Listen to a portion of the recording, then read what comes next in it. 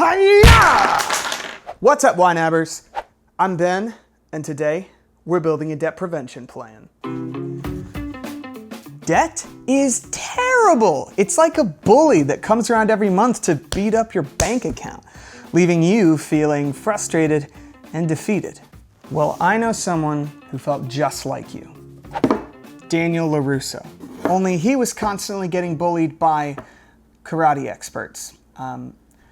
So we've all been there. So what did Daniel do? Well, he wanted to become a karate master, a karate kid, if you will. So he could kick those bullies to the curb. And maybe that's where you're at today. You're so sick of your debt that you just want to crane kick it in the face. So you think, okay, let's do this. Let's start throwing every extra dollar at this debt until it is knocked out. Strike first, strike hard, no mercy. But see, there's a problem with that. And it has to do with why you have debt in the first place. Now, this can all get a little technical, so I've created a handy pie chart to document all the reasons you might have debt. Yeah, it's actually pretty simple. If you're in debt, it's because you don't have enough money to support your current lifestyle. And that could be for any number of totally valid reasons. Maybe you were trying to keep up with the Joneses or chase after pricey trends, or maybe you got hit with a massive unexpected expense like a medical bill or suffered a sudden dip in income. Look, it doesn't really matter how you got here. We're not here to judge. What matters now is getting out of debt and never going back again. The reason I bring this up is because it exposes a problem with our strike hard, strike first method. Your budget probably isn't ready to pull that off. Now, you might look at your budget and say, but I've got this month covered. I budgeted for groceries and gas and rent and all that jazz. So why not funnel the rest of that money to debt smackdown? That's good, right? Yeah, the intention is good, and that's eventually where we want to get to. But remember our friend Daniel, the karate kid? He wanted to kick his bullies to the curb too. So he asked karate master, Mr. Miyagi, to train him. So what's the first thing that Mr. Miyagi teaches Daniel? Punching, blocking, kicking? Even better. Housework. Yeah, Daniel spends the first part of his training sanding floors, waxing cars, and painting fences. Not exactly Bruce Lee stuff. But Mr. Miyagi knew that Daniel's body wasn't ready to start spin kicking and karate chopping. It needed to build up that strength and that muscle memory. So even though Daniel felt like he was just waxing the car, he was actually training his arms to block punches. Now, like Daniel, it's easy to focus on what's happening right now. We would all love one simple trick to get rid of your debt for good. But in reality, your budget probably has a lot of growing to do before it can start kicking debt in the face. Now, your budget may be really good at covering monthly expenses like groceries and gas, but those are almost never the things that send people into debt. It's those expenses that go beyond the monthly grind that have us reaching for our credit cards. Things like flat tires, insurance payments, and appendicitis. That's why YNAB has rule number 2.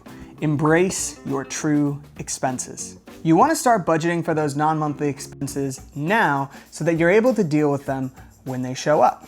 Now, it's important to distinguish true expenses from other types of savings goals. If I started saving up for a trip to Disneyland or a banjo, those aren't true expenses because I could choose not to buy a banjo or not to go to Disneyland with no real consequences or drawbacks. But I can't opt out of a trip to the ER or paying the plumber.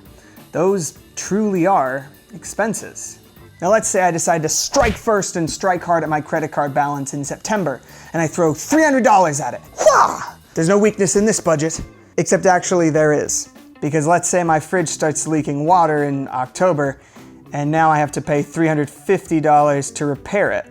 Yeah, I've covered all my monthly expenses, but now I have this brand new extra expense to deal with. And if I don't have money in my budget set aside for that fridge repair, then yeah, it doesn't matter if I paid off a bunch of debt in September if I'm just gonna need to pull out my credit card again in October. Just like Mr. Miyagi needed to grow Daniel into the kind of kid that could even do karate, You need to grow your budget into the kind of financial plan that can crush debt without leaving you vulnerable to surprise expenses. So you'll want to sit down with your budget and think, what expenses are coming down the road? Some may be really far off, like a car replacement, while others may be just around the corner. And some things might be predictable, like an annual subscription fee, while others might be unpredictable, like medical bills or repairs. Figure out how much money you want to have ready for that expense, and do your best to pour money into that category each month until you've hit that number. Now, I know this doesn't feel like you're tackling your debt, but you actually are. Before you eliminate your debt, you first need to eliminate your need for debt. And that's exactly what you're doing with this debt prevention plan. Now, when a fridge repair threatens your finances, you don't need to limp into the ring with your credit card. You can knock out that repair with cold, hard cash from your home repairs category. And here's the real kicker. It wasn't even hard. You just paid the bill. Like that. Embracing your true expenses may feel like you're just waxing the car, but you're actually giving your budget the resilience it needs to fight debt like Jackie Chan. And you'll feel like Jackie Chan when you can effortlessly deflect expenses with all the grace of a wise sensei. But first, you have to look beyond your monthly expenses and set money aside for those true expenses. Only when you've built up that foundation will you be able to tackle your debt head on. It will take patience, it will take discipline, but stick with it, and there won't be any debt in this dojo.